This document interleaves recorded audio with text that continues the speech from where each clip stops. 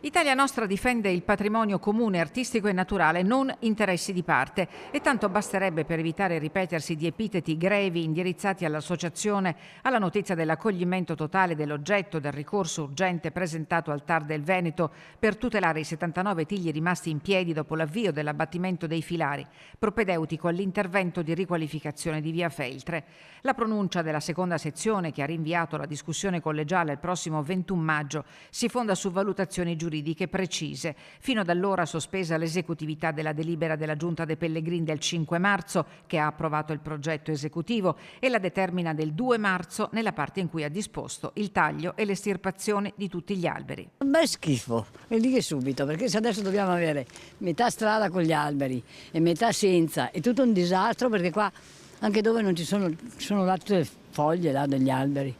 Sì, cioè o fanno tutto o aspettavano prima. Ero contraria al taglio, cioè al taglio fatto così. Abito qua da 65 anni, non hanno mai fatto nulla. Potevano mettersi un po' d'accordo con la popolazione e fare una cosa fatta meglio. Vediamo cosa succede. Una vergogna. Non arrivo a capire, ho capito gli alberi e tutto. Io ero già contraria della pianta, d'accordo, ma dopo dove viviamo? Viviamo a Belluno, in mezzo al verde. Non mi piace. Sono talmente abituata a avere gli alberi, i miei alberi, d'altronde se è da fare i lavori bisogna farli e chiuso. Piuttosto che vedere così è meglio che vadano avanti. In via Feltre abbiamo avvertito che il clima è cambiato per la volontà di taluni di esprimersi sì, ma nell'anonimato. Secondo me le modalità potevano essere gestite in maniera diversa.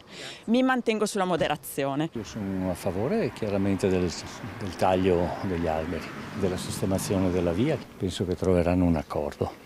Anzi, ho sentito dire che cercano un accordo. Il Comune ha messo subito all'opera i suoi uffici, perché il 21 maggio dovrà dimostrare la legittimità di una procedura che conta quanto il progetto.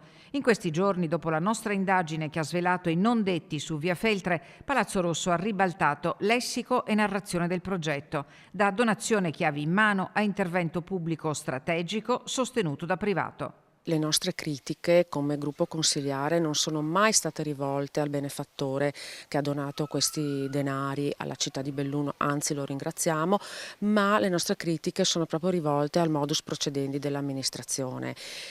Questa amministrazione pensava di fare il botto con questa opera rispetto alla città e quindi avere molto consenso, e invece si è rivelato un boomerang. Purtroppo l'ascolteria enunciata in campagna elettorale poi in realtà non si è verificata tale in concreto. Come finirà non lo sappiamo.